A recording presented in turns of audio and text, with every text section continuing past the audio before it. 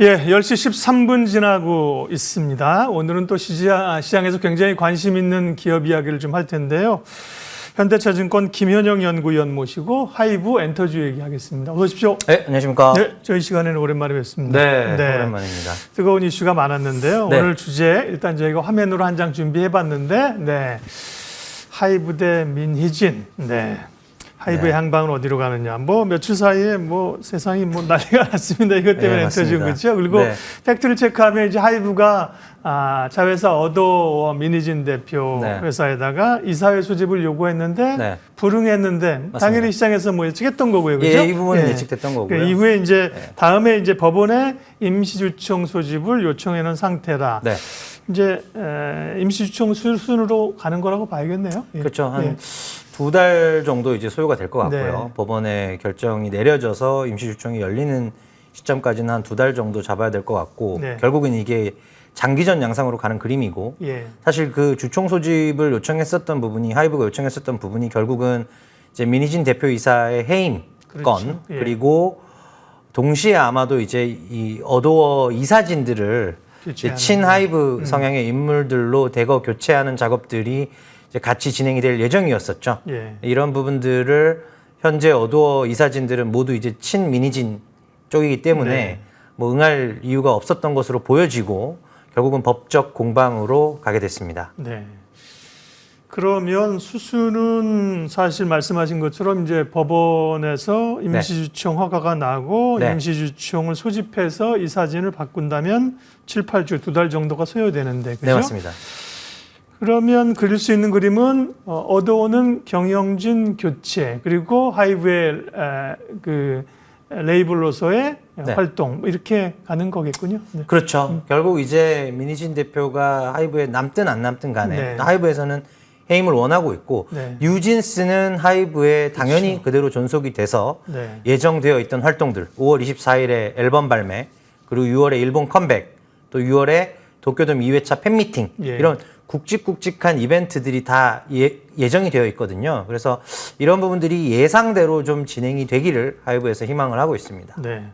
현실적으로 보면 민희진 대표가 남아있기는 어려운 구조 같고요. 저희도 처음에 이런 사태가 벌어졌을 때 이제 방시혁 의장의 대응이 어떻게 나올까, 소위 시형님이 어떻게 나올까 궁금했는데 그 관계가 이미 틀어졌더군요, 그죠? 그렇죠. 그 이전에 이제 좀 많이 틀어진 것 같고요. 이제는 뭐 봉합보다는 어떻게 이제 정리하고 좀 마무리를 잘 할 거냐. 그 이슈만 남은 것 같고요. 이제 속이 타는 거는 이제 하이브 주주분들이겠죠.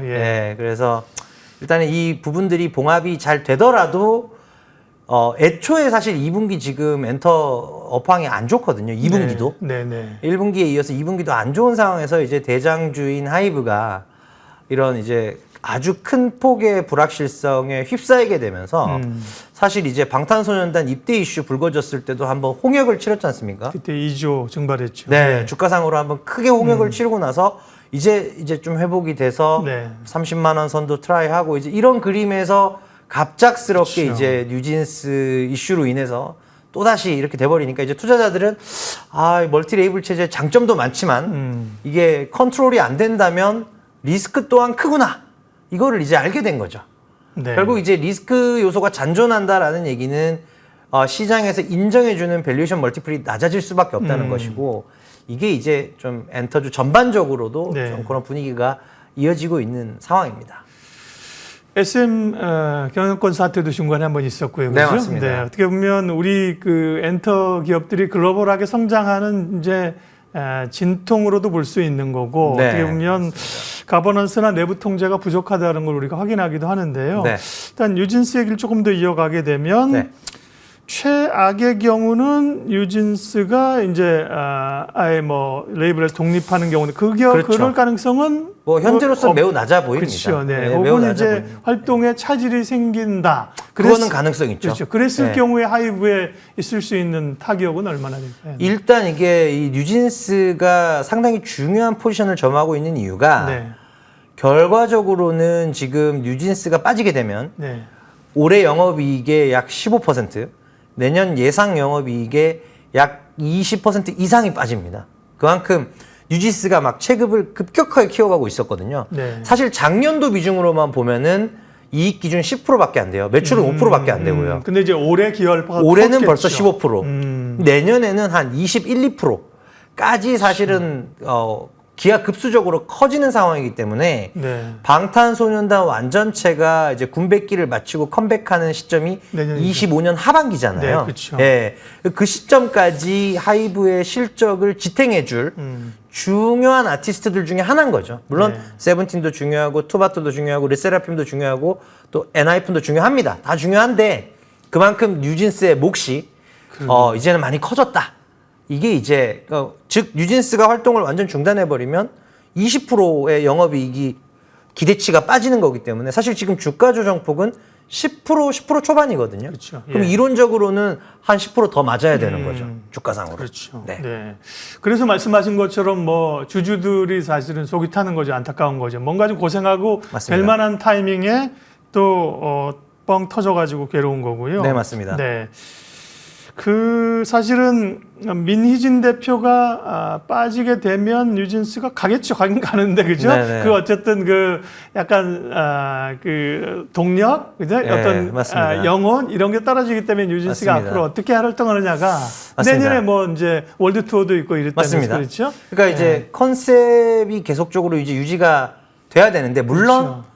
하이브가 멀티레이블 체제를 오랫동안 이제 구축을 해왔고 예. 상당 부분은 시스템적으로 돌아가게끔 그렇죠. 이제 많이 네. 바꿔놨어요. 네. 그래서 이미 이제 이번에 나오는 앨범이 세 번째 앨범이기 때문에 이 현재 컨셉을 쭉 유지하고 여기에 맞게끔 가는 부분은 크게 어렵지는 않을 것 같습니다. 그래서 이런 부분은 이제 크게 우려가 되는 부분은 아니고요. 네. 스케줄에 맞게 이제 잘 발매나 이제 공연이나 이런 부분들을 좀 네. 해줄 수가 있느냐.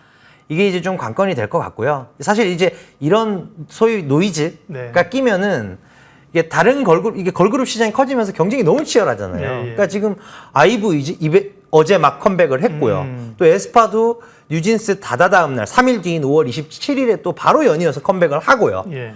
또 르세라핌도 이제 컴백을 했었던 그런 상황이기 때문에 이 파이가 경쟁이 치열해지는 상황에서 한 팀이 조금만 틈을 보여도 그 틈을 바로 다른 경쟁팀들이 비집고 들어온다는 거죠. 그러니까요. 네, 그런 부분들이 이제 뉴진스 활동이 계획대로 계속 촘촘하게 가야만 하는 그런 이유입니다. 이게 IT 기업의 대표가 바뀌면 시스템으로 돌아갈 수 있잖아요. 투자도 돼 있는데 여기는 물론입니다. 네. 엔터는 이제 사실 창의성이 필요한 거고, 예, 맞습니다. 소위 영혼을 갈아 넣어야 네. 되는 거기 때문에 맞습니다. 걱정이 좀 있습니다.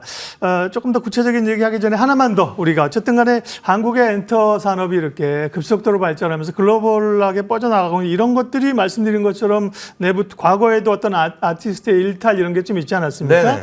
그런 어떤 내부 통제, 거버넌스 이런 것 때문에 좀 글로벌 외국인들이 혹은 보는 그런 시각에 좀 변화가 있는 건 아닐까 우려도 됩니다.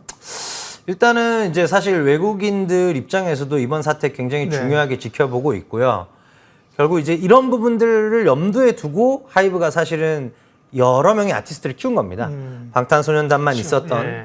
상태에서 이제 세븐틴을 인수하고 플레디스를 인수하고 네. 또 투바투를 키워내고 뉴진스, 르세라핌 걸그룹을 확장하고 이런 그림 자체는 이제 리스크를 분산시키는 그런 이제 요소기 때문에 사실은 이런 뉴진스 이번 사태 같은 것들을 뭐 미연에 방지하면 좋았겠지만 사실 이번 일을 계기로 좀 더 이제 멀티 레이블 체제에 대한 그러니까 독립성은 최대한 보장해주되 영업 활동에서의 독립성은 보장해주되 재무적인 부분이나 지배구조상으로는 아마도 이제는 좀 안전장치를 하지 않을까. 가장 패착이었던 게 사실 어도어의 이사진들을 다 친민희진 대표 임원들로 교체를 해줬던 부분. 그게 작년도 감사 한 명만 하이브 제이고 그렇죠. 그렇죠. 네, 그 부분이 사실은 이제 80% 주주면은 외부인들이 봤을 때는 그렇죠. 무슨 문제가 있냐 주총 소집해서 근데 이제 그게 아니었던 거죠. 왜냐면 이사진들이 다 100% 친민희진 대표 쪽이다 알겠습니다. 보니까 이제 그런 부분들을 조금 더 보완해 나간다면. 사실은 멀티 레이블 체제 그 자체는 이 인적 자원에 대한 높은 리스크를 수반하는 엔터 산업의 속성상 IP를 다변화시킬 수 있다는 점에서는 상당히 훌륭한 체제임은 맞습니다. 네. 네. 예, 저희가 뭐 문화적으로 이걸 분석하는 게 아니기 때문에 그러나 사실은 문화 쪽을 일반적으로 하는 분들보다는 증시 애널리스트 분들이 훨씬 더 깊은 내용들을 알고 계시니까요. 좀 이제 투자 입장에서 실질적인 얘기를 하게 되면 1분기 실적 시즌인데 아직 엔터 기업들은 실적 발표 안 했죠. 근데 네. 1분기가 뭐 중국에서의 지난번에 앨범 판매 이런 것 때문에 실적이 네. 대체적으로는 좀 부진한 거 아닌가요? 맞습니다. 네. 물론 이제 전체 엔터 산업 영업이익의 거의 절반 이상을 하이브가 견인하고 있기 때문에 네. 하이브의 실적 방향성이 매우 중요한데요. 지금 1분기 하이브 같은 경우에는 전년 동기 대비 60% 넘는 이 감소가 있고 1분기 한 200억 수준, 195억 정도 네. 이제 제가 추정을 하고 있고요. 올해 연간으로도 지금 겨우 작년 수준을 유지하는 상황이에요. 근데 이게 2분기도 제가 업황이 안 좋다라고 말씀을 드렸고 아마도 1분기 실적 리뷰를 하는 시즌부터 연간 그 기대치도 좀 낮아질 겁니다.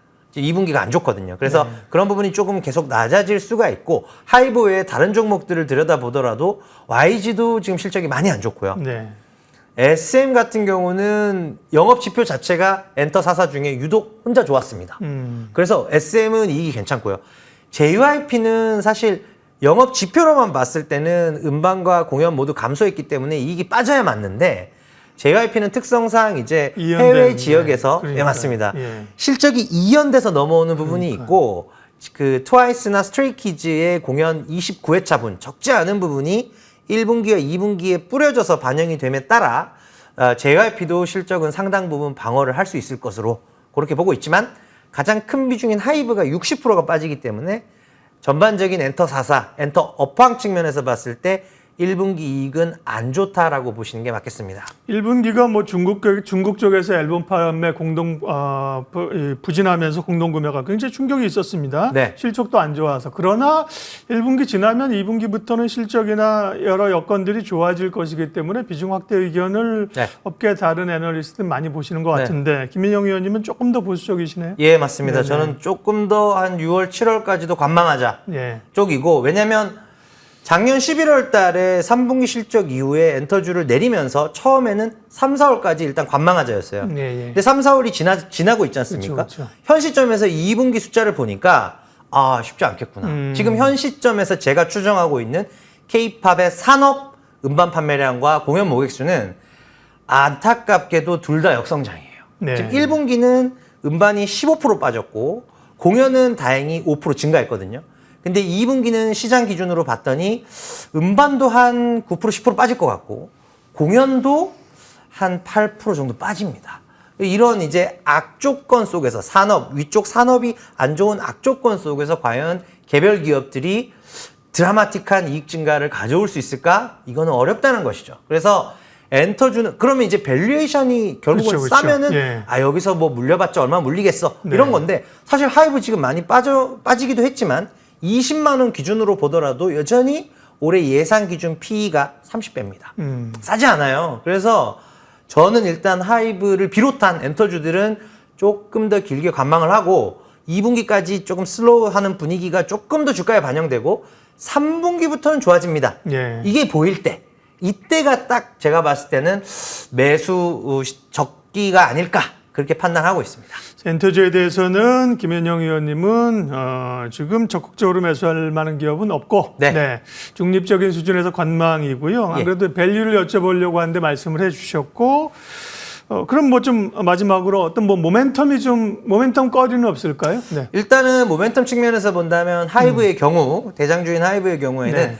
해외 쪽에서의 실적 지금 우리 K-팝을 크게 실적을 뽑아내는 걸 4가지 카테고리로 본다면 음반, 음원, 공연. 아시아 공연, 아시아 외공연이 있습니다. 이 넷 중에서 K-팝이 더 점유율을 올릴 수 없는 쪽은 성장성이 없겠죠. 더 올릴 수 있는 쪽이 결국 음원이랑 아시아 외 지역의 공연입니다. 예. 음원과 아시아 외공연에서 성장이 나올 만한 이벤트. 그러니까 하이브는 캣츠아이라는 미국인 현지 걸그룹이 데뷔를 앞두고 있죠. 예. 그리고 현지 레이블인 이타카랑 QC 미디어에 소속되어 있는 미국인 아티스트들의 컴백. 3월 달에도 지금 3, 4월 시즌에 아리아나 그란데가 컴백을 했죠. 정규 앨범으로 이제 컴백을 하고요. 그래서 그런 부분들이 이제 모멘텀이 될 수 있을 것으로 이제 보고 있고요. SM도 하반기에 이제 신인 걸그룹이 한 팀 나옵니다. 그래서 최근에는 신인들도 데뷔하자마자 초동이 뭐 아일리시 38만 장, 베이비몬스터가 첫 앨범에서 40만 장, 체급이 크거든요. 그래서 이런 신인들이 데뷔하는 거, K-팝 신인들이 데뷔하는 것도 좀 모멘텀이 될 수가 있겠고 그런 관점에서 하이브, SM, 그리고 이제 뭐 JYP는 4분기 말 쪽이긴 한데 예. 조금 더 뒤에 있습니다. 그래서 하이브 SM, 뭐 JYP 요 정도는 하반기에 신인 관련된 모멘텀들이 좀 있다 이렇게 보시면 될 것 같습니다. 예, 하이브의 향방 또 엔터주에 대한 전략까지 현대차증권 김현영 연구위원 말씀 오늘 들었습니다. 고맙습니다. 감사합니다.